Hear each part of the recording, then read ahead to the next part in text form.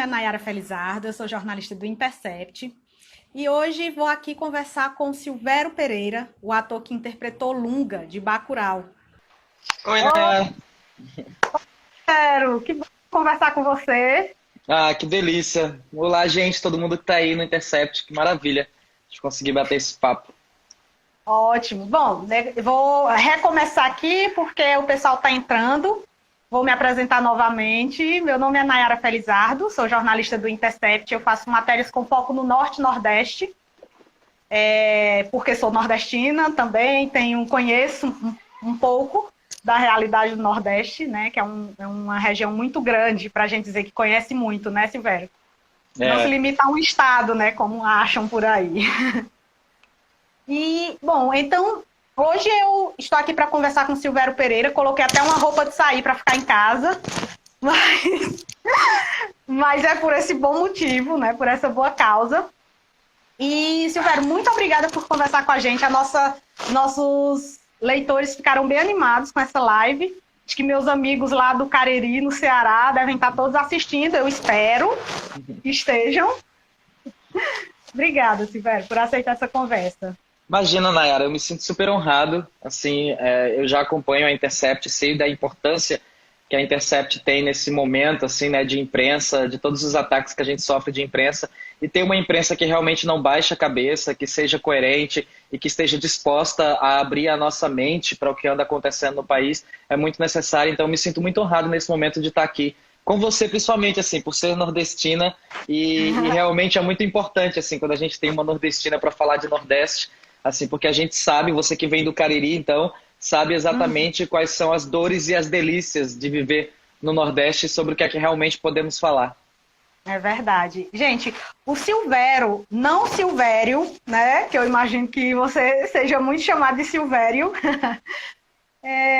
O Silvério é cearense, de Mombaça, lá no interior do estado, né? Começou a carreira no teatro, em Fortaleza. Depois se mandou para o Sudeste, fez novela da Globo, fez cinema, né? Fez Bacurau. E hoje nós vamos falar aqui sobre arte, sobre resistência cultural longe dos grandes centros, né? Nesses lugares que muita gente acha que não existe cultura, mas existe bem forte, na verdade. E vamos falar sobre política, né? Vamos falar sobre Nordeste. E, bom, Silvério, eu queria começar dizendo você... Desculpa, só deixa eu tirar aqui os comentários, porque para não ficar no seu rosto. Pronto, agora fica melhor. Bom, Silvério, você começou a sua carreira no teatro, né, aos 17 anos, depois de assistir pela primeira vez um espetáculo de teatro, né, já com 17 anos. Você diz isso, mas na verdade, sua carreira começou lá em Mombaça, ainda quando era criança, que você montou ali a sua emissora de TV. E eu adoro essa história. Para quem não conhece, você poderia resumir um pouco dela para a gente? Claro, assim, Nayara, eu nunca soube o que era arte na vida, né? A única coisa que eu sabia que era arte era o que chegava para mim através da televisão, através dos filmes que a televisão exibia, que eu conseguia assistir, e através do jornal impresso, assim, porque eu era muito fanático pelo caderno de cultura. Então, assim, eu sempre pegava o jornal e a única coisa que eu lia quando eu era criança do jornal impresso era o caderno de cultura, porque ali tinham coisas que me interessavam, mas eu não sabia o que era arte, o que era cultura, absolutamente nada disso. Mas aí, como a televisão tinha uma influência muito forte na minha vida, eu criei esse universo paralelo para mim, em que eu tinha uma emissora de televisão, assim, em que eu brincava de fazer os programas, né? E aí eu chamava isso de Silver Show, que era o meu programa diário, que eu executava no banheiro da minha casa, porque era isso, né? Esse banheiro, esse lugar de refúgio, onde você está ali sozinho, escondido. Eu sou de uma família de 4 irmãos e tal, então assim, era o espaço que eu tinha para tentar ficar um pouco escondido e viver essa minha fantasia.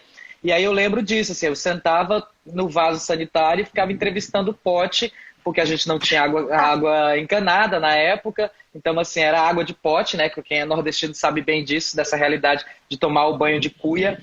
E aí eu ficava sentado no vaso sanitário e ficava entrevistando o pote. E essa entrevista partia muito do que acontecia naquele meu dia. Quem eram as personalidades que tinham passado na televisão, que tinham fixado na minha cabeça naquele dia. E à tarde eu chegava às 5 horas da tarde e iria entrevistar aquela pessoa, e ficava brincando disso. O programa tinha 1 hora, que nem o Instagram faz, né? 1 hora aqui de live, então esse programa tinha 1 hora, de 5 até 6 da noite, eu ficava ali, entre tomar banho e conversar com o meu entrevistado. Maravilhoso. Quantos anos você tinha nesse período? Eu tinha entre 8 e 12 anos. Então era bem criança, né? E aí foi até a pré-adolescência, nessa fantasia que acabou se tornando uma realidade, né? Não um programa, mas esse mundo artístico, cultural.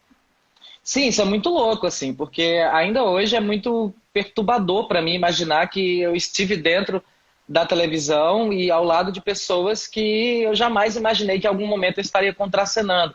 Então isso é muito louco, assim, saber que aquela criança daquela época conseguiu fazer com que o Silvério realizasse esse sonho agora adulto. Sim, maravilhoso. Na região do Cariri, né, que eu conheço, assim, ela é muito forte culturalmente. Eu não sei se você conhece a região. E assim, tem grupos culturais muito atuantes, né, que movimentam festivais pelo interior do estado e até justifica a existência de uma faculdade de artes cênicas. Então, na Universidade Regional do Cariri, já há alguns anos existe essa faculdade de artes cênicas. E essas pessoas têm sofrido bastante, nesses artistas, nesses grupos, nesse contexto de pandemia, que na verdade atinge todo mundo em todos os estados. Mas nessas pequenas cidades, né, no interior do estado, que lida ainda mais com esse problema de falta de recurso do poder público, de incentivo, né, do poder público, você vivenciou, antes de ser sucesso internacional, né, antes de Cannes, você viveu isso. E eu queria saber como foi essa época em que você atuou, né, dessa forma, e de que forma essa experiência hoje influencia na tua carreira. Essa é uma fase muito importante assim, para a minha carreira, porque além dos festivais, Mostra Sesc Cariri, né, e que foram tão importantes na minha formação, assim, é uma das primeiras mostras que eu frequento e que eu conheço grupos nacionais e internacionais. Tem o Festival de Teatro do Jacopiara, que é o FETAC, que é o festival mais antigo de teatro do Ceará, que é feito exclusivamente para grupos amadores, e até hoje eu tenho uma relação muito forte com muitos dos meus amigos. Hoje a gente passou o dia inteiro conversando com esses amigos que eu conheci no Festival de Acopiara, e a gente se fez essa pergunta assim, nossa, como seria a nossa vida sem o Festival de Acopiara? E aí eu dei essa resposta, a nossa vida não existiria. Provavelmente a gente nem teria se conhecido e não seríamos amigos hoje se não fosse essa relação de amizade. Então, assim, embora seja um espaço que a gente cresceu profissionalmente e que foi muito importante profissionalmente para a gente, através do intercâmbio, através das trocas, de conhecer grupos diferentes, existiu uma grande responsabilidade na formação dessas vidas, mesmo assim, sabe? Nessa construção de uma família, de uma amizade que perdura até hoje. A minha primeira entrada no Festival de Acopiara foi em 2002 e até hoje eu tenho amigos que eu levo para a vida inteira com relação a isso. E isso tem a ver com o Festival de Guaramiranga, isso tem a ver com o Festival de Fortaleza, tem a ver com o Festival do Cariri. E aí eu acho que todo esse processo é muito necessário, assim, porque a gente vai entendendo a demanda dessas regiões, e aí por conta dessa demanda começa a existir exatamente isso que você falou. As escolas começaram a produzir também equipamentos que pudessem valorizar ainda mais e favorecer a história da arte no nosso estado. Eu lembro, eu sou uma das primeiras turmas de artes cênicas do Ceará, né? Porque mesmo acontecendo no Cariri, a primeira turma de artes cênicas dentro de uma universidade acontece em Fortaleza através do Centro Federal de Educação, hoje Instituto Federal, né? E aí depois disso começou a pipocar então em outras regiões cursos de artes cênicas que hoje fazem uma diferença gigantesca, porque essa criança que eu falo que não sabia absolutamente nada sobre arte, sobre cultura na minha época, há 30 anos atrás, hoje é um outro cenário que se vê quando eu frequento a minha cidade e vejo que existem professores graduados em artes cênicas, concursados, porque é óbvio que depois que se criou uma escola de artes cênicas, passou a existir concursos públicos para esses professores, eles passaram a ingressar nas escolas públicas e hoje a educação de arte mudou completamente. Sim. Inclusive, escolas particulares também começaram a colocar cursos de artes, né, de teatro, dentro das escolas particulares. Então, você amplia as possibilidades, né, de cultura dentro dessas cidades que até então não tinham muito essa vivência, né? Claro, eu sou uma pessoa que entrou no ensino médio na Escola Técnica Federal, ainda Escola Técnica Federal, né? Porque a Escola Técnica passou por esse processo. Escola Técnica, Centro Federal e Instituto Federal. Então, quando eu ingressei, ainda era Escola Técnica. Então, eu ingressei para fazer ensino médio e lá dentro o grande diferencial da Escola Técnica era que, por mais que fosse uma escola para preparar para o mercado de trabalho, lá dentro todo mundo tinha a obrigação de fazer um ensino de artes de qualidade. Porque o grande diferencial na hora de contratar, e essa era a bandeira da escola técnica, na hora de contratar alguém que saísse de lá, era porque tinha uma formação humana muito importante. Era o grande diferencial entre contratar alguém que só estudou técnica e alguém que estudou técnica e ao mesmo tempo teve essa construção humana através da arte e do esporte, fazia uma diferença para as empresas que queriam contratar. Por isso que muitos dos alunos que eram da escola técnica passavam e eram contratados imediatamente para o mercado de trabalho. Agora, mudando um pouco de assunto, você, quando foi para o Festival de Cannes, né, que Bacurau foi apresentado e foi julgado o melhor filme pelo júri, né, você foi vestido de Gisele Almodóvar, lindíssimo, no tapete vermelho, e quando perguntado sobre isso, você falou que era também um ato político, né, era uma forma de ser notado e também era um ato político.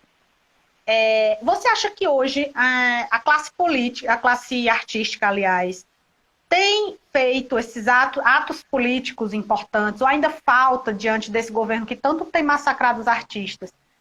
Em que situação estão os atos políticos que precisavam ser feitos? Eu acho que a gente está não só executando essas ações políticas, como a gente está recrutando. Sabe? Eu acho que é muito necessário esse recrutamento mesmo, assim, de que a gente que é artista, que toma decisões e que sofre retaliações por tomar essas decisões de luta, né? Porque é óbvio que a história da sociedade é marcada por uma sociedade de normatização. Ou seja, desde a colônia até o Brasil de hoje, o que se tinha muito era uma higienização da sociedade para o que eles queriam construir de normal, e foi graças aos movimentos, principalmente movimentos artísticos, que fizeram com que essa higienização tivesse suas rupturas. E eu acho que toda vez que a sociedade se sente ameaçada sobre esse lugar de que vamos agora higienizar, vamos agora normatizar as coisas, a arte é uma das primeiras reações. Sabe? Porque realmente é nesse lugar que a arte incomoda tanto governos fascistas, ditadores, governos autoritários. Porque os governos sabem a maneira como eles atingem a sociedade, que é produzindo leis, que essas leis vão amarrando as pessoas e dizendo como as pessoas devem se comportar. É através desse mecanismo que a política consegue se construir. A arte tem uma diferença muito grande que não é através de uma lei sancionada, não é através de uma lei que é escrita e depois assinada, é através de uma performance que vai pela alma, pela empatia, pela identificação. Então não é palpável para um governo saber exatamente por onde ela está entrando. Então o maior recurso que o governo tem é cortar essas ações, é aniquilá-la de vez para que ela não atinja a sociedade. Por isso que a arte é um dos segmentos, um dos elementos mais prejudicados quando a gente está diante de um governo autoritário. E aí você tem a nossa secretária nacional de cultura, né, a Regina Duarte, que tem feito um papel não só omisso, mas quando essa omissão ela é também um projeto, né, político. Qual você acha que é o papel que a Regina está desempenhando nesse governo de massacre para a classe artística? Olha, o papel que a Regina está desempenhando é esse papel que eu acabei de falar, assim, é um papel de massacre absoluto da arte, assim, uma pessoa que vem falar sobre tortura, sobre ditadura, da maneira como ela se posiciona, sabendo de fato, porque ela sabe, ela não é nenhuma idiota para não compreender o que de fato aconteceu durante esse período de ditadura militar no nosso país, o quanto a nossa classe, eu vou falar especificamente da nossa classe porque é isso, ela é uma representante da nossa classe, ela deveria ser o órgão que de fato está de olho na gente, que deveria estar proporcionando nesse momento de crise em que a gente estivesse passando por isso de uma maneira menos traumática, porque afinal de contas existem recursos para isso, esses recursos estavam destinados para uma determinada ação, a gente agora está em cima de uma esteira, aprendendo a correr nessa esteira numa velocidade 16, sabe, o que eu acho mais absurdo, porque é isso, assim, a gente foi educado e aprendeu a construir a nossa maneira de se produzir, de executar e de fazer, só que agora a gente foi jogado, a gente estava aprendendo isso fora da esteira. Agora a gente foi jogado em cima de uma esteira em movimento na velocidade 16. E a gente não está preparado para isso. Então, assim, o governo tem que estar junto da gente nesse momento. Assim, tem que construir políticas públicas que, de fato, favoreçam que a gente não saia tão traumatizado de toda essa situação. Eu não acho que, mesmo que o governo fosse favorável, a gente iria passar por tudo isso bem. Eu acho que não tem condição de acontecer isso. Mas passar dessa maneira, sendo assassinado por um órgão que deveria estar pensando na gente, eu acho ainda mais criminoso. Então, eu acho que o grande papel dela, nesse momento desse governo, é um papel criminoso o que ela tem feito, assim, porque ela tem nas mãos a possibilidade de salvar tantas vidas, e especificamente, né, tantas vidas no nosso meio. Assim. A quantidade de amigos que eu vejo que são profissionais de rua, que são palhaços, que são profissionais que trabalham na rua e que são casados, que têm filhos, que têm que pagar aluguel e que não estão trabalhando porque o único lugar que eles têm para trabalhar é a rua, ou a gente mesmo que não está podendo fazer os nossos trabalhos dentro dos teatros, que são originalmente trabalhos de aglomeração, não tem como não ser assim, e a gente agora tendo que conversar com os amigos através das redes sociais e repensar como é que então a gente vai construir isso. A gente não tem conhecimento sobre essas plataformas, como é que a gente está aprendendo, por isso que eu falo assim, correr em cima de uma esteira em alta velocidade. A gente está aprendendo ao mesmo tempo em que a gente está sofrendo no corpo, no dia a dia, como que a gente vai superar todas essas questões. Semana passada foi aprovada o caráter de urgência de um projeto, chama Lei Emergencial da Cultura, que pretende destinar 3,6 bilhões para a classe artística, né, para projetos artísticos, justamente nessa situação de pandemia. E o que mais me impressionou assim, é que mais da metade, na verdade, cerca de 2 bilhões, mais de 2 bilhões desse recurso, já está na Secretaria Nacional de Cultura, ou seja, já existe, é um recurso que está contingenciado e simplesmente não é liberado. E essa iniciativa desse projeto foi uma iniciativa dos artistas, né, da classe artística, em articulação direta com o Congresso. Ou seja, nem sequer se pode contar com o governo para liberar um dinheiro que ele já tem, que poderia estar salvando, como você diz, a vida, as finanças de muitos artistas que agora estão precisando, né? E esse recurso, enfim, vai ser votado, esse projeto de lei, né? E é isso, me chama a atenção como a classe artística, como você diz, está tendo que se virar, não tem apoio, então vamos articular com o Congresso, vamos articular com deputados que sejam mais favoráveis, né? É preciso buscar alternativas para sobreviver realmente, né?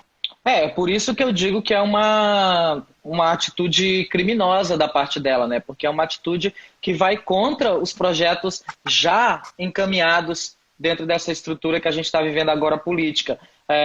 Aqui no Ceará, por exemplo, teve tanto o auxílio emergencial do governo do estado, como agora está tendo o auxílio emergencial municipal, e isso é muito interessante porque cabe a gente também entender qual é o nosso papel nesse lugar do auxílio emergencial, sabe? Porque existem pessoas privilegiadas. Eu, por exemplo, me considero um artista privilegiado nesse momento, na estrutura em que eu vivo nesse momento. Então, assim, eu não devo me colocar nesse lugar de auxílio emergencial de cultura do estado ou do município, assim, porque existem pessoas, como eu acabei de citar, dos meus amigos que trabalham e que são casados, que têm filhos e que têm aluguel para pagar, que estão em situações muito mais agravantes do que a minha. Então também existe uma coerência da nossa parte de entender quem nesse momento precisa de fato de emergência para conseguir passar por tudo isso. Mas, além disso, essa semana entrou em consulta pública uma outra maneira do governo também ajudar, onde os equipamentos culturais que tinham valores aprovados para serem executados ao longo do ano, de uma outra maneira, por conta da pandemia, foi repensado sobre isso. Isso agora entrou em consulta pública, os artistas estão tendo o direito de dialogar com o governo estadual, e aí vai ser decidido como esse dinheiro vai ser distribuído durante a pandemia. reavaliando e reconstruindo esse dinheiro a ser distribuído agora diante desse novo cenário.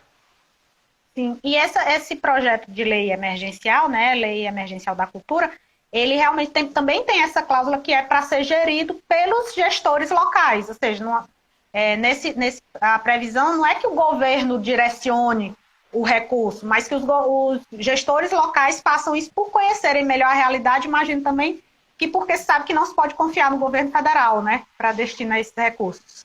Certamente. Então já é uma estratégia também de combate aí, né, a essas injustiças. Bom, a gente não pode nem quer deixar de falar de Bacurau, né? Para mim, como nordestina, o melhor do filme é que ele quebra muitos estereótipos do nordestino. E um deles, apenas um deles, é o de que o nordestino é alienado politicamente. Que nós votamos por interesse em esmola, por interesse no Bolsa Família, mas foi a nossa região que menos aprovou essa aberração política que está aí, né? Uhum. Fomos nós quem resistimos a esse projeto político horrível que chegou ao poder. E, enfim, será que o Nordeste, eu quero te perguntar, você acha que o Nordeste é a Bacurau brasileira? Ou ainda falta um pouquinho mais de mobilização e revolta popular? Eu acho que falta um pouquinho ainda, assim, mas eu acho que o Nordeste está no caminho desse bacuralizar muito maior do que outras regiões. Assim. Eu acho que o que a gente ainda sofre hoje é porque durante muitos anos o nordestino foi marginalizado, assim, foi construída essa imagem, e isso não é uma situação de poucos anos, né? Isso é uma situação de toda a história do Brasil sobre, ali não se produz, então não manda muita gente para lá desde a época da colonização, sabe? Se lá não se produz, se lá não se consegue colher, então não manda muita gente para lá, não se cultiva muita coisa lá, então assim, até hoje a gente vem arrastando isso na nossa história, sabe? Assim, até hoje ainda existem pessoas no Brasil que acham que o Nordeste ainda é só chão rachado, sabe? Que as pessoas não conseguem entender que as estruturas políticas que passaram durante tantos anos aqui no Nordeste construíram uma nova terra, sabe? Uma nova perspectiva, uma nova possibilidade de crescimento e por isso a gente tem se tornado essa região tão cheia de força e tão produtiva e que as pessoas têm ficado muito assustadas quando na verdade pra gente que é nordestino, não é novidade nenhuma. A gente já está vivendo isso há muito tempo, acompanhando. Eu que tenho 37 anos, acompanhei esse período difícil, né? Eu sou de uma geração que passou sede, que passou fome, que teve que andar muito para conseguir água potável, que teve que ver famílias morrerem de fome. E aí hoje, com 37 anos, quando eu volto para o meu interior e vejo a estrutura das casas, vejo como as famílias estão, de alguma forma, mais beneficiadas e tal, e como as pessoas estão, de fato, entendendo sobre política, questionando, provocando, não estão mais baixando a cabeça para vereadores, para prefeitos, não, elas estão questionando, elas estão provocando. Ainda existe um pouco de medo? Existe um pouco de medo porque essa herança coronelista, clientelista, nepotista, ainda vai se levar muito tempo para desconstruir, sabe? Mas só em pensar, por exemplo, no meu caso, enquanto artista, que há 10 anos atrás era impossível imaginar que eu poderia me tornar uma artista nacional se eu não morasse no Rio e São Paulo, sabe? Então, assim, hoje, por exemplo, eu sou uma artista nacional que continua morando no Ceará, que tenho a minha casa aqui em Fortaleza. Há 10 anos atrás isso era impossível. Todas as referências que eu tinha eram de pessoas, atores, que em determinado momento da carreira tiveram que abandonar o Ceará para tentar a vida em Rio e São Paulo. Mais uma vez trazendo essa herança de que tudo acontece no eixo Rio-São Paulo. Isso caiu por terra, minha gente. Isso não existe mais. O Nordeste de hoje é um Nordeste revolucionário. É um Nordeste completamente evoluído. A prova disso, por exemplo, é o reconhecimento de um aeroporto internacional de Fortaleza, que durante tantos anos a gente tinha que sair. Eu, às vezes, tinha que sair de Fortaleza para Porto Alegre, para de Porto Alegre pegar um avião para a Europa, para os Estados Unidos, quando, na verdade, eu tenho uma cidade que é muito mais próxima dessas regiões. E aí depois abriu-se esse aeroporto aqui, e aí você vê assim, uma diferença gigantesca na construção desse novo aeroporto. É verdade. E essa mudança, principalmente no sertão, né? Eu sou cearense, mas eu também passei a infância no sertão do Pernambuco. Vivi a minha infância no sertão do Pernambuco, e é impressionante a mudança, principalmente na educação. Tem uma jovem lá no povoado, onde os meus pais moram, que ela é uma menina trans, e ela o sonho dela é ser professora de literatura, e ela está estudando para isso, e ela diz, gente, aqui é difícil, realmente é difícil. Inclusive, a gente publicou uma carta dela para o ministro da Educação, pedindo para que adiasse o Enem, né? Porque a situação lá é bem difícil para muita gente que não tem sequer acesso à internet, quem tem é pelo celular, com a internet em qualidade não muito boa. Mas uma coisa que ela me disse que me chamou a atenção foi isso. Ela disse, antes era difícil, ainda é difícil, mas a gente hoje tem mais possibilidades, a gente hoje consegue mais acesso, né, a estudo, consegue sonhar. A gente consegue sonhar em chegar numa universidade. E isso é maravilhoso. E acho que é preciso também exaltar isso, né? Embora o governo atual parece que esteja querendo que a gente volte lá para a época que nós éramos crianças, né? Mas eu acredito que isso não vai ser possível, não. Eu também acho que não. Assim, felizmente, no Ceará especificamente, que é de onde eu posso falar, a gente tem um governador muito consciente, um governador muito sério, que tem pensado muito coletivamente, que tem pensado muito... Por exemplo, ontem saiu uma notícia incrível aqui no Ceará. O Ceará tem avançado muito nas questões da Covid. A gente está se tornando... A gente acho que já está como o segundo estado aí com o maior número de contaminados, mas ontem o governo lançou uma campanha que mostrava que se a gente não tivesse aceitado o isolamento social, a gente estaria hoje com quase 6.500 mortes pela Covid. Desde o dia que a gente decidiu que o governador instaurou o isolamento, a gente reduziu as mortes para quase 2.000 mortes a menos. Então, assim, a gente deveria estar com um número de 6.000, a gente está aí com 3.000 e alguma coisa. Então, assim, é uma redução muito grande. E isso é muito graças a um governador que resolveu peitar mesmo e dizer, não, a gente vai trabalhar dessa forma porque essa é a maneira mais correta de construir e de seguir em frente. Sim. E chama a atenção também a atuação do Comitê Nordeste, né? Então, uma região em que os governadores se uniram e formaram o Consórcio Nordeste, né?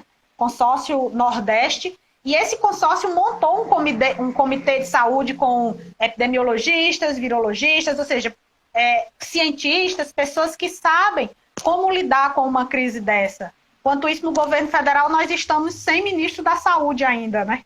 Há alguns dias. Então, a nossa região está tendo que se virar mesmo e se unir, porque o que vem do governo federal a gente não pode esperar muita coisa, né? E sem autonomia nenhuma, né? Assim, não adianta ter um Ministério da Saúde se esse ministério não tem autonomia nenhuma para agir, né? A gente viu isso aí com o Mandetta, a gente viu isso aí com o Tech, que de uma hora para outra o cara fica sabendo que foi tomada atitudes que não passaram por ele. Então, assim, para que de fato existe esse ministério se não existe autonomia para tomar as decisões? É o autoritarismo no seu estado mais puro, né?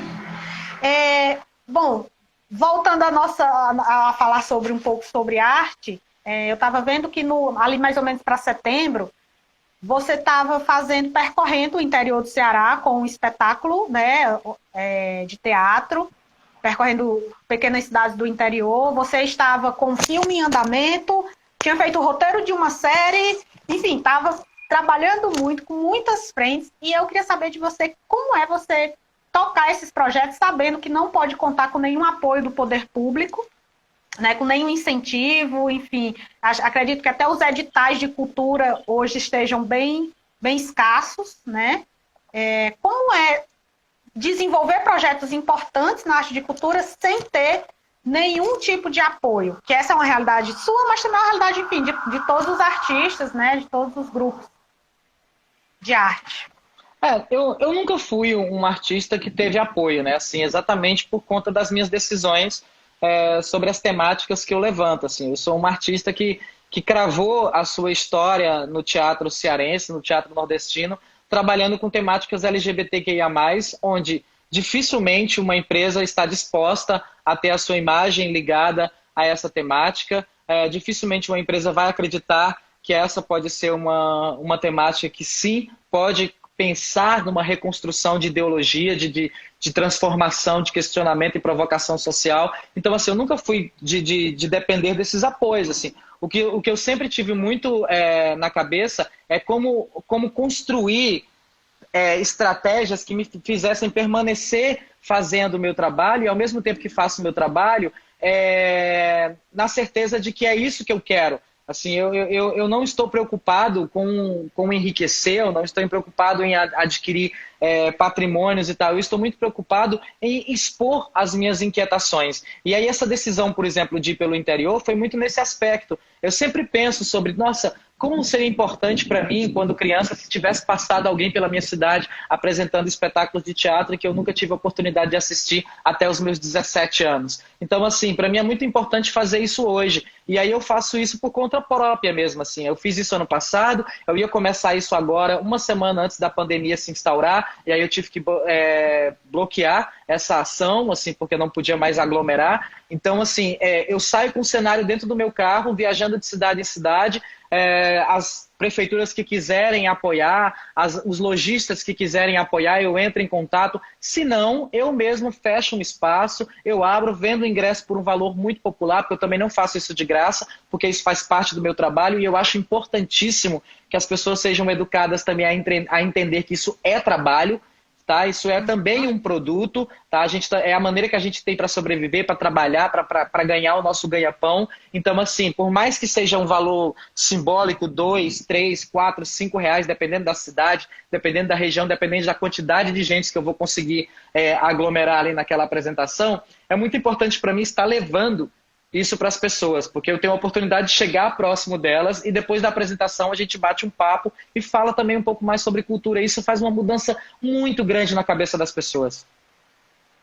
Isso é maravilhoso. Vindo do interior, eu sei quanto isso faz a diferença numa cidade assim que não tem, né? Não tem essas iniciativas artísticas, culturais. Nós temos aqui 2 perguntas que vieram do Instagram. E já encaminhando para o encerramento, como fazer arte rota de fuga nesse momento? Arte rota de fuga. Acho Caramba. Que é a arte que você faz, né? Bom, nesse momento, vou voltar a falar sobre isso. Assim, a gente está reaprendendo a fazer arte, sabe? Porque eu não sou um influenciador digital, eu não sou uma figura que conheço essa plataforma a fundo. Então, nesse momento, assim, nas 2 últimas semanas, eu tenho me dedicado a isso, eu tenho conversado com os meus parceiros, a gente tem planejado como vão ser, a partir de agora, fazer, por exemplo, espetáculos online, sem ter essa ideia de espetáculo online de teatro gravado, de câmera parada, que sim, é enfadonho, sim, é meio chato ficar aqui assistindo um ator um pouco distante da câmera, tem uma câmera parada, assim, não é para isso que essa plataforma serve. Então, assim, a gente está estudando a plataforma, a gente está estudando como fazer isso ficar dinâmico, sabe? E a gente está ensaiando isso há mais ou menos 2 semanas a gente começou a falar sobre isso, está começando a ensaiar sobre isso, e depois desses ensaios a gente vai começar a pensar sobre como produzir isso e tornar isso aberto para as pessoas, para que as pessoas tenham acesso. Então, esse para mim é um dos mecanismos de fuga que a gente tem nesse momento. Então, acho que a gente está, nesse momento, a gente tem que aprender a lidar com o material que a gente tem. Para mim, essa vai ser o lugar de fuga nesse exato momento dessa loucura toda. E continuar oferecendo opções, né, para as pessoas da arte, para as pessoas continuarem consumindo arte, que é tão importante nesses momentos assim de crise, né, nesses momentos difíceis. Sim, a arte, assim, hoje o padre Fábio de Mello postou uma coisa muito importante, assim, não só o padre Fábio de Mello, como também o Cacá Diégene fez um depoimento muito forte, o Greg News, né, que essa semana falou sobre isso também, assim, sobre como a gente tem colocado, a gente sabe da importância das pessoas da saúde, dos profissionais de saúde, como esse lugar de enfrentamento, né, de estar na linha de frente, mas os artistas também estão na linha de frente. Se a gente pensar, por exemplo, se é uma batalha, se a gente for pensar na metáfora da guerra, né, dessas pessoas que vão para lá, existem os arqueiros, existem os caras que estão em cima dos cavalos, existem os caras que estão com as espadas, existem os caras que estão na frente, os caras que estão atrás, mas todos estão numa linha de luta, né, de enfrentamento com relação a isso. E os artistas estão nesse lugar de sensibilidade. sociedade, sabe? O número de acessos no streaming, na música, a quantidade de lives que acontece, as lives, por exemplo, do Chico César, da Tereza Cristina, são essenciais, assim, esses dias. Não dá para a gente ficar aqui esperando que os artistas não sofram. Gente, existem momentos em que eu estive super bem ao longo de tudo isso e tiveram semanas em que eu estava super mal, em que eu acordava, eu estou sozinho, assim, eu e o meu gato dentro de casa, mantendo o isolamento. Então teve semanas em que eu entrei numa depressão profunda e a cada dia é tentar resgatar essa vontade de viver, essa energia. E o que tem me resgatado isso são os acessos aos artistas também, meus colegas de trabalho. Quando eu vejo uma live de uma artista como a Tereza Cristina, como o Chico César, abraçando as pessoas, ouvindo as pessoas, me fazendo conhecer pessoas que eu nunca vi na vida. Essa semana eu vi uma manauara cantando uma música, uma mulher trans manauara cantando uma música. Quando ela abriu a boca, eu falei, meu Deus, em que momento da vida eu teria conhecimento sobre essa mulher? Sabe? Então, assim, são momentos assim que fazem com que a gente tenha um respiro. E nesse dia eu fui dormir extremamente aliviado e acordei no dia seguinte com mais força de viver. E já fica a dica para quem não segue essas lives aí que o Silvério está indicando, né? São realmente maravilhosas. E uma última pergunta aqui dos nossos leitores é como traduzir para mal entendedores a importância da arte? Olha, para mal entendedores, caramba. Cara, a arte não, eu acho que não existe mal entendedor quando essa pessoa entra em contato com qualquer movimento artístico, sabe? O que existe nessas pessoas é uma necessidade que elas têm de negar o poder de entrega, sabe? Eu falo muito sobre isso, todas as vezes que eu dou entrevista eu falo sobre isso. Não vamos jogar nas costas dos artistas a responsabilidade de mudar uma sociedade. Isso não vai acontecer. Sabe? É muita responsabilidade do artista questionar e provocar. Eu sempre penso dessa forma, assim, a minha responsabilidade enquanto artista é questionar e provocar. Por quê? Porque quando a gente decide falar sobre alguma coisa, essa coisa primeiro passou pela nossa inquietação, uma inquietação individual. A gente começou a se inquietar com um determinado assunto e a gente começa a tornar isso macro, quando a gente coloca a nossa inquietação no lugar do coletivo, no lugar do social e começa a questionar se isso vai provocar outras pessoas também. Agora, a gente pode colocar nas costas da arte, aí é a diferença. O que a gente coloca nas costas do artista e o que a gente coloca nas costas da arte. A arte tem sim nas costas dela a responsabilidade de mudar a sociedade. Por quê? A arte não é artista. A arte é artista e espectador.